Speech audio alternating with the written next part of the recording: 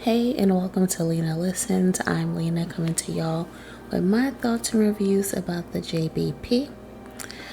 Alrighty, so for starters, y'all, it was a jam-packed day for the pod. 3 guests in total for just one day. My goodness. So we had Offset for the YouTube tier, and we had Jid and Ace Hood for the Patreon. The gang kicked the Patreon off with Jid, and I was honestly pleased with his interview. I've mentioned in my previous videos that this was one that I was looking forward to because I am a fan of Jid's music. And he was a fun guest to have. He shared stories, did a live review of some of the songs on the album, and was dropping little golden nuggets of info off to us as well. Also, I must say, I like when Park swoops out his engineering bag and asks the good questions. You know, things the average person wouldn't know to ask musically, but are interested in the questions and answers all in all. Like he geeks out for that, and I love that because it's not every pod that we can get that part of Parks, you know, like tap into his world like what he does primarily. So that's always cool to see.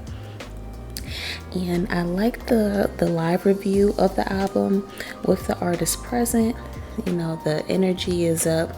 You literally see and feel their emotions for their artistry being played out loud. So that's always cool. I like that.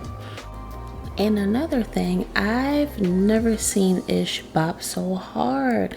Like, he was really bopping for the song with the clips, and rightfully so, because it was a bop. But, you know, Ish typically just plays it cool, give you a little 1-2, but he was really bopping. Like, it was just funny to see. It was cool to see, I guess. So he was really tapped in for that. And I mentioned this in my previous video that I like Joe's interviewing style. Joe asked Jid if he feels the pressure of people from Atlanta saying he's up and it's your turn, basically. And I think he answered it well. Watch this. I feel like a lot is riding on you with this project. Like it's a bunch of Atlanta niggas that's running around, like Ish said, saying, it's him. Yeah. It's not us, it's him. So I feel like there's more eyes, there's more ears. It ain't just like us lyrical miracle niggas that's listening now. Yeah. Like, do you feel any pressure with that? And if not you, any of the people standing on the side feel any pressure? No, it's definitely pressure. If you want to be greatness, it's something there like you have to goddamn lean into. So I would say it's an energy, I feel, but I wouldn't say it feels like, oh wait, like, you know what I'm saying? Jid is a if you know artist, but he's become more mainstream over the years, similar to another favorite of mine, which is Smino. They both cater to their fan bases and are really tuned in with their fans. Love that for us. Now. I'm not even gonna hold y'all. By the time we got to Ace Hood, I was ready to make a cup of coffee. And y'all, mind you, I watched this episode at night, late at night, and I was ready to whip out a cup of coffee myself, get the Keurig rolling myself, because I was like, dang, like we are on the 3rd guest. Man, you can literally see it on their faces, the energy.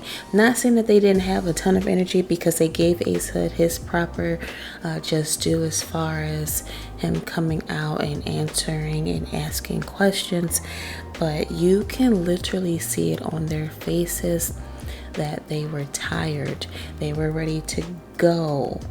Like, the only person who had a ton of energy for real, or who appeared to have a ton of energy, was Imani, and that's because he came later on in the pod, so he was fresh with it versus having to, engage with conversations with 2 other guests. I can see how that can be draining when you have an Offset, then you have Jid, and then you have Ace Hood all in one day. All in one day. Now, mind you, Joe did say in the beginning of the pod that there were going to be a lot of guests rolling through, but my goodness, I didn't know it was going to be this.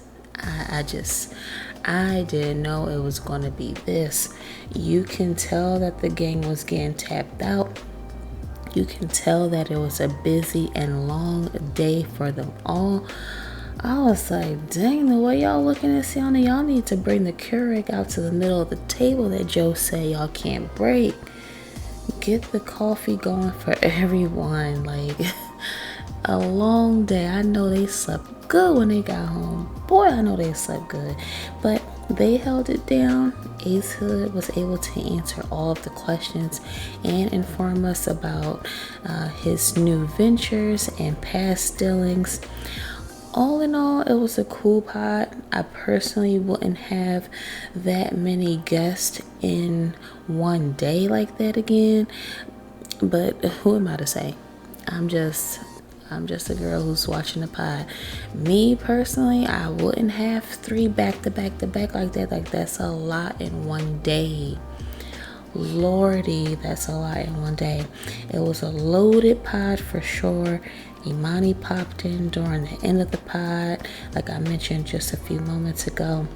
He asked Ace Hood some pretty good questions, and I bet they can't wait or couldn't wait to hit home after the camera stopped rolling. Boy, I know they couldn't wait. But it seems like the community is divided when it comes to the guest appearances. Some said, mind you, where I was looking at Patreon comments as well, but I was also looking at the Joe Budden Podcast Instagram comments, and it seemed like there's a divide between it. Some said that they liked having the guests on frequently. Like, some people were actually cool with having back-to-back guests like that. They don't mind it. But the majority said, and I am part of the majority, I mentioned this in my previous video, that me personally, I don't care for guests like that, you know. But I mean, what you gonna do? I don't care for guests like that, but the guest choices were cool, so you know, it kind of make up for that. But the majority said, nah, we don't need the guests, just the squad. I personally prefer it that way too, but I mean, what we gonna do? But y'all know that isn't up to us for real. We don't have a say in that for real right now anyway. So, any predictions for how many guests will be on next week's pods? Any of them? Whether you are watching the YouTube tier, whether you are on any tiers of the Patreons, do you think how many guests can you predict will be on for next week? Also, do you prefer the frequent guest appearances, or do y'all like when the gang is solo dolo? Let me know. Me personally, like I mentioned a few seconds ago, I prefer solo dolo. I like when it's just a gang up there, but I get it. I mean, people are going to come up here and promote what they got going on. Joe's going to be accepting of them if it makes sense, if it's cool, if it's not just any old body. So, you know, I guess we just got to roll with the punches.